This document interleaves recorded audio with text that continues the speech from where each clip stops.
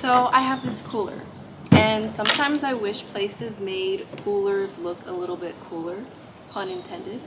So to make sure that this one looks a bit cooler, I'm going to spray paint it and make it look custom made. So I'm just gonna get that started.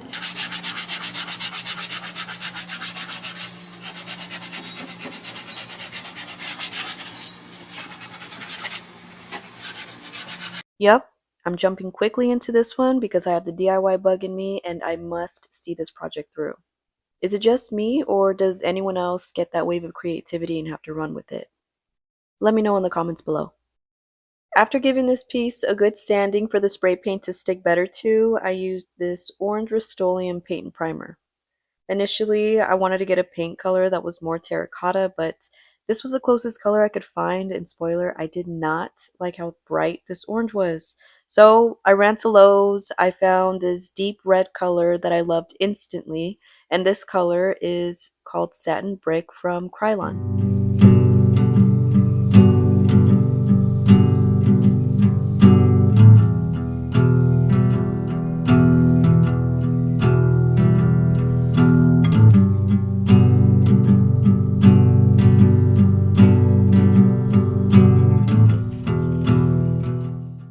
I got the cream color.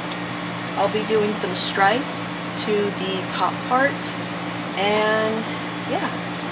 This is the only day where I thought I can do it all and finish it all within the same day, which doesn't really happen. You always give yourself a timeline, and projects always end up extending further past the timeline. Anyway, so I worked myself into heat exhaustion, which was not fun. After overworking myself in this heat, I listened to my body and I took a few days off. I found it was better to dodge the heat by working on this cooler in the mornings before the sun was fully out and later in the evenings when the sun was going down. I started spray painting these stripes with the color I already had on hand, which is also by Krylon.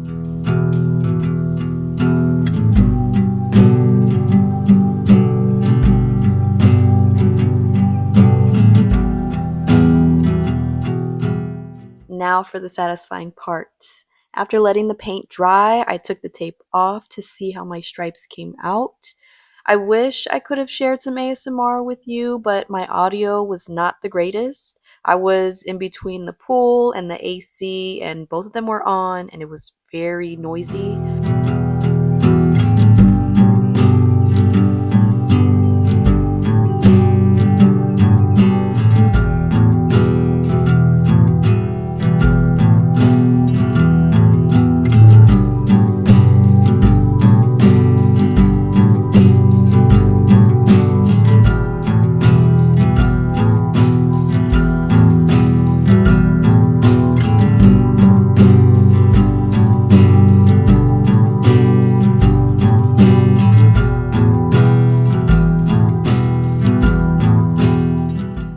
I used a whole roll of tape for this project, and it definitely felt wasteful, but I was figuring it out as I went, and I didn't really have a plan for this cooler. Here's where I thought something was missing from these stripes. They just looked unfinished to me, so I went in with tape and added a trim to this piece. And once the trimmed piece was framed out, I taped off the top and the bottom of the cooler to protect whatever I've done so far from any excess paint. And once everything was taped up and protected, I went in with Rust-Oleum's Satin Heirloom White because I ran out of the cream color from Krylon, which, looking back now, I should have just went in with this color in the first place since I had more of this color on hand. But it's fine. It's all a learning lesson, and now I know better for next time.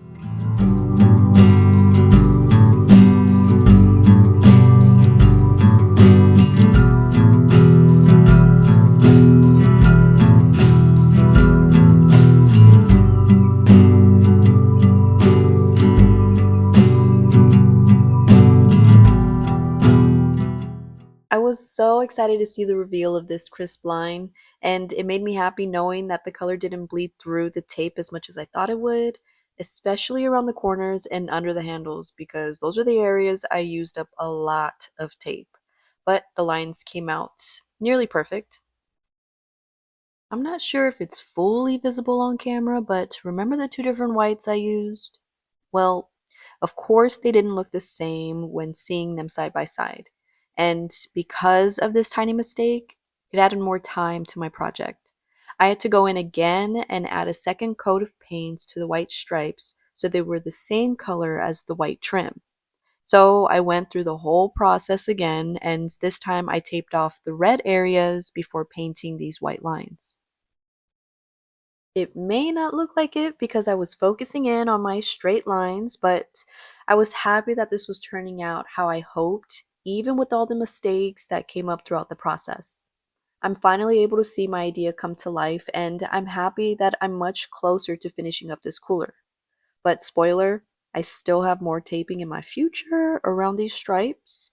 You'll just have to wait and see for yourself.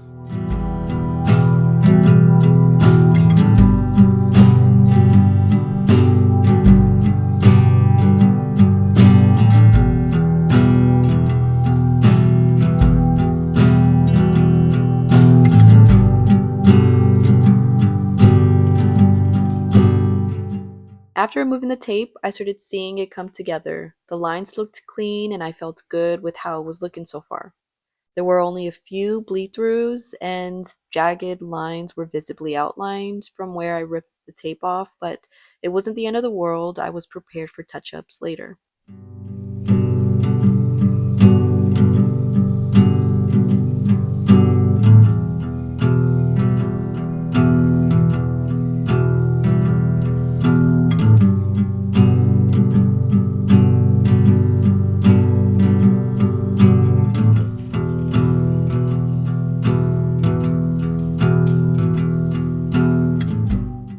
I put the cooler aside to work on the lid and I painted it this cream white so it matched the stripes.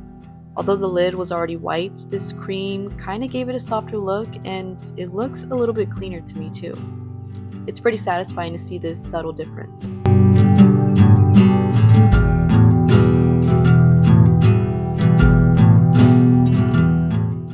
Off camera, I tried different stencil ideas and had this rose stencil on hand, but it wasn't coming out the way I hoped.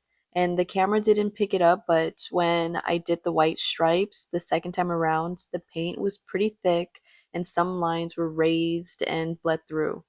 So after lightly sanding around this piece to smooth it out, I taped it up once again. I went in with this red color to straighten up the lines a bit more and to cover up some trial and errors I didn't quite like for this piece.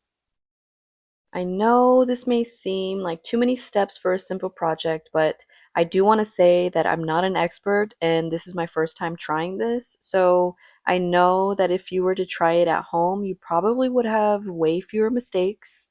And I also know that the next time I choose to do something like this, I'll be a bit better at it.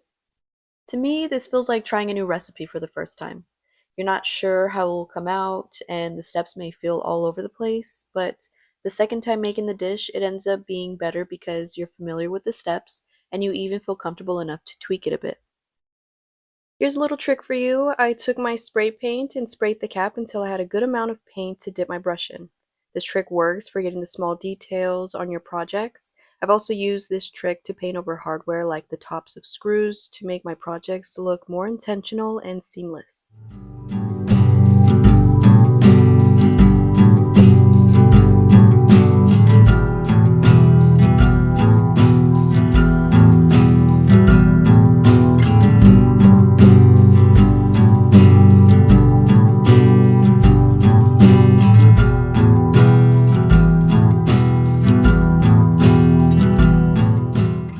Once all my lines were finished and to my liking, I went in with the semi-gloss clear coat to protect everything and make the outside of this cooler a bit more durable.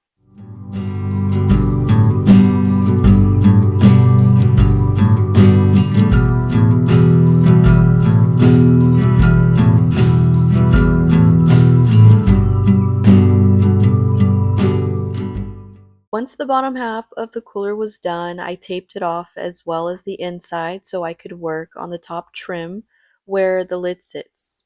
I used the same cream color to match the lid and the stripes.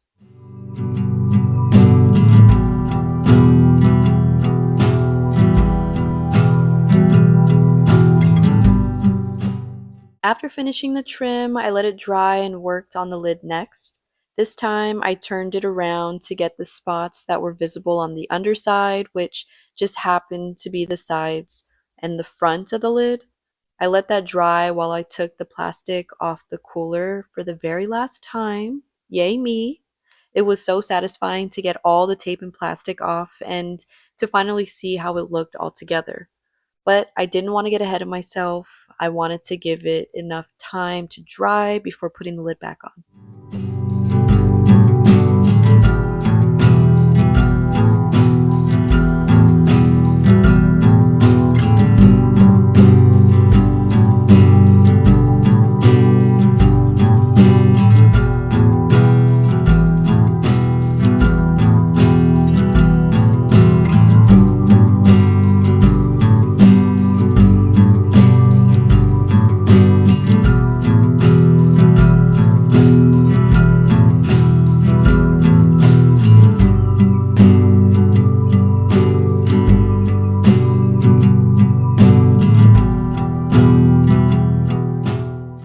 I can't wait to take this to the beach or use it at my next backyard gathering. I'm happy with how it came out and I'm happy you joined me today for another video.